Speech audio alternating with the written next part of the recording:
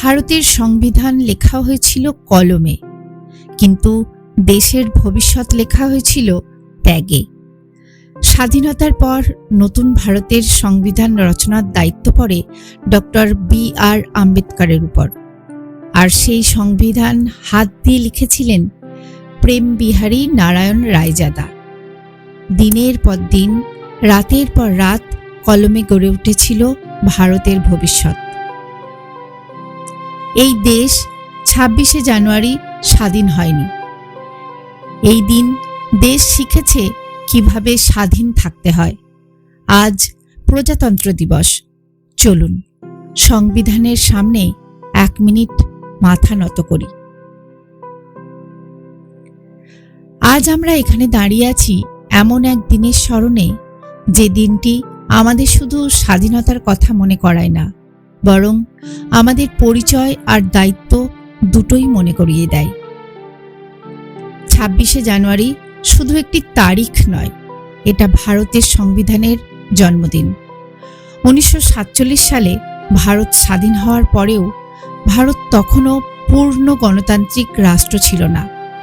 1950 সালের এই দিনেই আমাদের দেশ একটি শক্তিশালী সংবিধানের মাধ্যমে নিজেকে বিশ্বের বৃহত্তম গণতান্ত্রিক প্রজাতন্ত্র হিসাবে প্রতিষ্ঠিত করেছিল। এই সংবিধান আমাদের শিখিয়েছে সবাই সমান, ধর্মে নয়, জাতিতে নয়, মানুষ হিসাবেই আমরা আগে ভারতীয়। 2026 সালে ভারত উদযাপন করতে চলেছে তার 77তম প্রজাতন্ত্র দিবস। প্রজাতন্ত্র দিবস মানে শুধু কুচকাওয়াজ, মানপত্র কিংবা ছুটির আনন্দ নয়।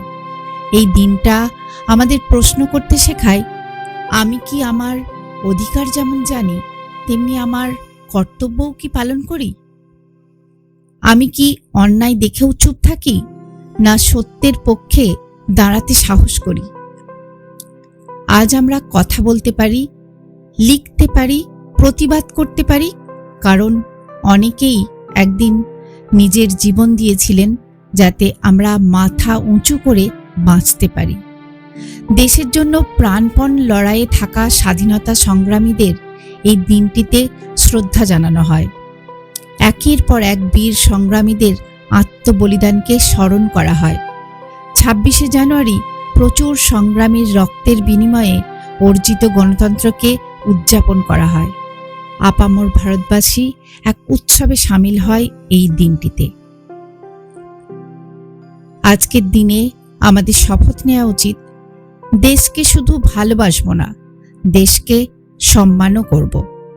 দেশের আইনকে, সংবিধানকে এবং একে অপরকে সম্মান করব। আসুন এই প্রজাতন্ত্র দিবসে আমরা সবাই মিলে প্রতিজ্ঞা করি, আমি দুর্নীতিকে প্রশ্রয় দেব না, আমি ঘৃণা ছড়াবো না, আমি আমার দেশকে ছোট করব না, আমি চেষ্টা করব একজন ভালো মানুষ, একজন সচেতন নাগরিক হতে। এই হোক আমাদের প্রজাতন্ত্র দিবসের অঙ্গীকার। সবাইকে জানাই প্রজাতন্ত্র দিবসের আন্তরিক শুভেচ্ছা। জয় হিন্দ।